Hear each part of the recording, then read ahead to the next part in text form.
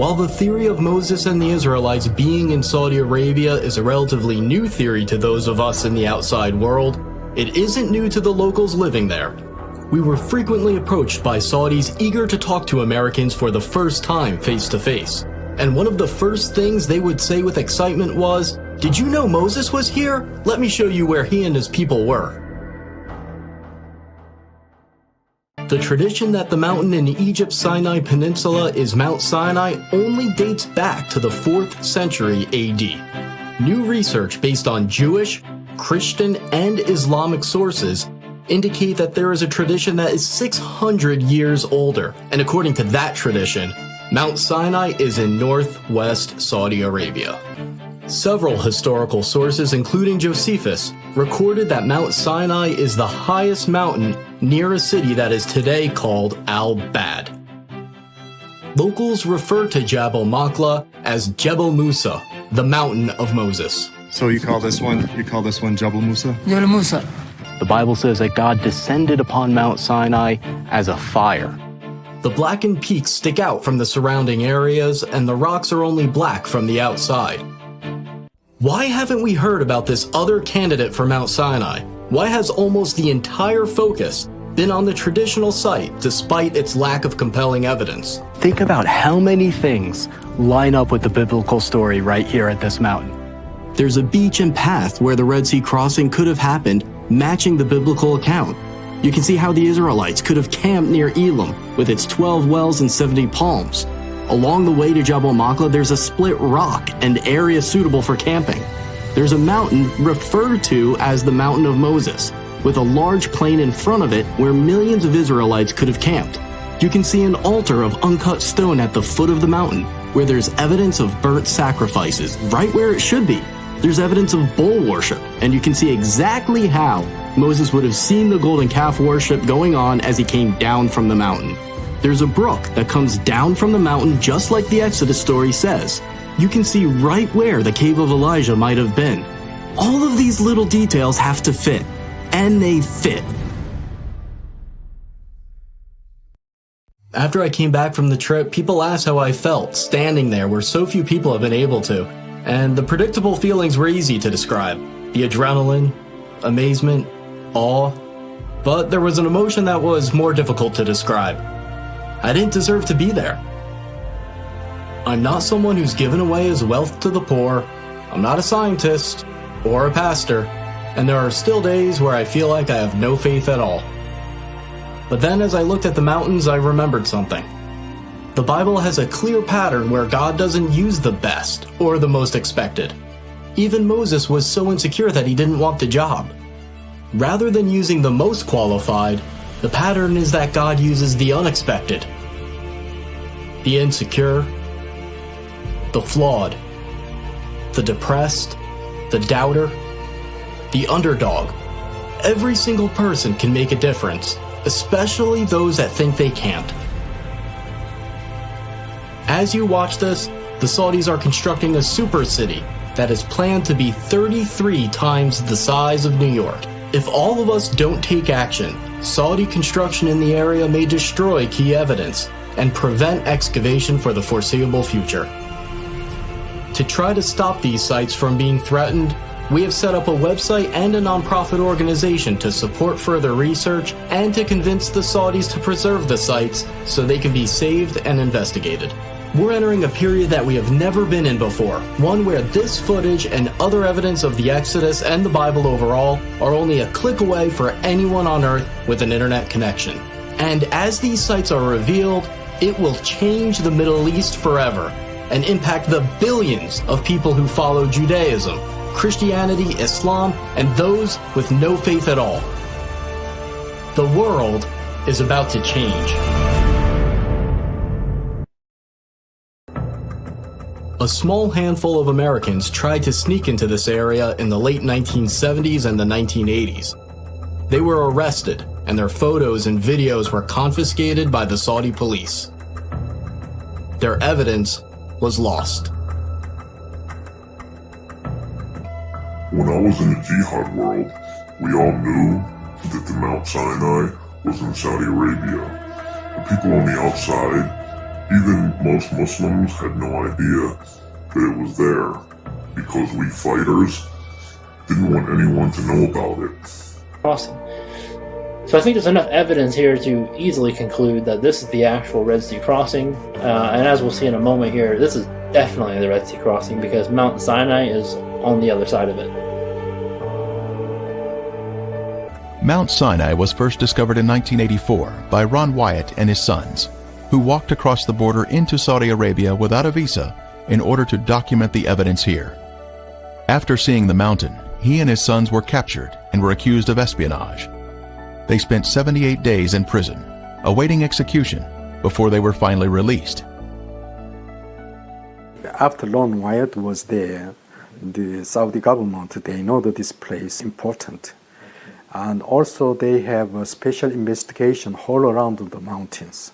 They found so many stone structures and many ancient rock inscriptions. The local peoples, they call it the Jabal Lawz. Jabal Lawz, Jabal means Arabic is the mountains, and Lawz means the almond. It's something strange, Arabic and Hebrew name is same, Lawz. But in Saudi Arabia, actually it's not growing the almond tree, except these mountains. God ordered to Moses, the Oholiab and Bezalel, two persons, giving them the knowledge to make menorah by the God. How they made menorah? 3 branch and other side 3 branch. It's like almond flour.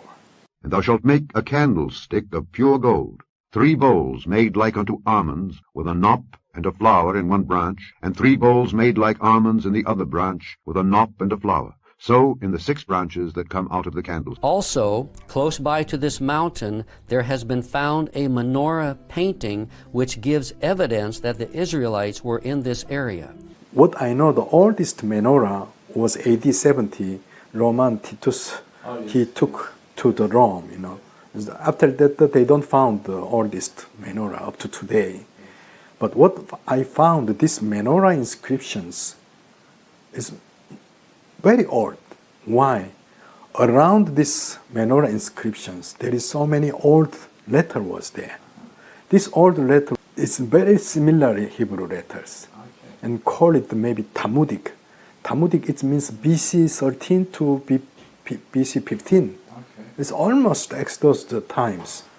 Wow. This letter with menorah together here. So let me tell you, that place is Arabia. That place, why there is the Jewish mark on it there. And that place, why all the Hebrew letter is there. Hebrew inscriptions we found there have been interpreted to say, place of rest, the definition of Rephidim. Closer to the mountain, inscriptions have been found that Dr. Miles Jones, a scholar of ancient Hebrew, believes are talking about the battle with the Amalekites. He says one of the inscriptions refers to the death of an Amalekite. Nearby, there are 2 inscriptions that Dr. Jones believes are marking where a Hebrew mother and daughter died. The Bible says that God told the Israelites that they possess the land wherever the soles of their feet touch. Near the split rock and near the mountain, there are many inscriptions with an image of a foot and a sandal. Next to the image, there is Proto-Hebrew writing that means the sole of the foot. I understand from their video, they said where the black begins, it's very distinct. It's a clear change from normal rock to black, like it's a boundary, a very clear boundary. Did you found that too? Yeah. I go to on the back side, I come to there. But this one, like stone is melted. But some of them, they arguing, said, oh, this one volcanic stone. But volcanic stone, if you broke inside, also is black. Yes. But this one, only the outside is blackened. 20 to 30% from the top of the mountain is blackened. But it's go down, it's normal. And we're just looking at it, and if you pull off this piece, inside's a different color. That's kind of pinkish, but the outside's black. Interestingly, at the base of this mountain here is a large flat area where the Israelites could have camped. It is huge in size and had streams of water and pasture land for their livestock to graze. Also, the climate was perfect as it is higher in elevation, so it's not hot in the summer and it's comfortable in the winter. This cave is known as the Cave of Elijah. Now it says in Exodus 15, it says, "Then they came to Elim, where there were 12 springs of water and 70 date palms, and they camped there beside the waters."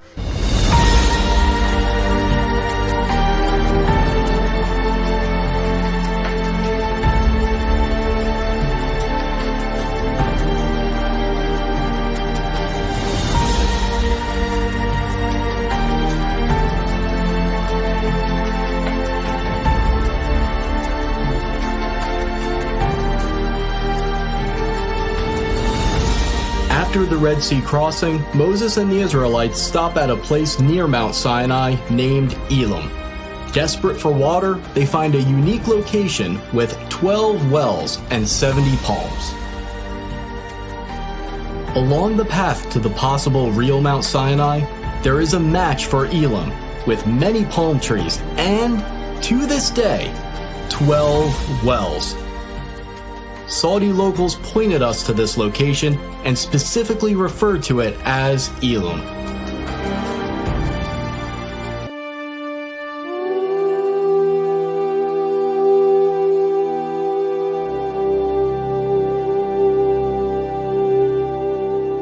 On the way to Mount Sinai, the Israelites camp where there's no water.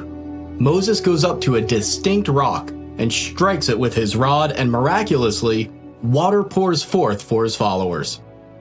The historian Josephus said that the split rock could still be seen in his time, and it was so big that it could not have been moved.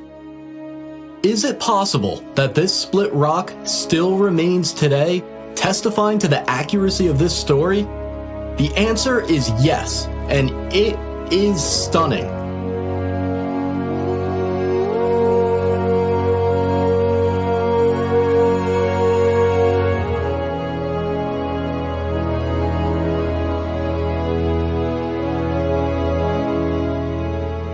This split rock was first discovered by Jim and Penny Caldwell, an American couple that was working in Saudi Arabia in the early 1990s. The local Bedouins have long had two names for this area: the Water of Moses and the Split Rock of Moses. Really amazing about this specific location in the valley along the possible route to Mount Sinai is that the rocks underneath the split rock are smooth, as if tons and tons of water poured forth, forming a miniature lake at the bottom for the Israelites to drink from. If you have a relationship with a local, they'll tell you that this area is related to Moses, but the Bedouins that live here will try to keep you out. We saw this firsthand as we were chased out of the area. Okay, so we are flooring it.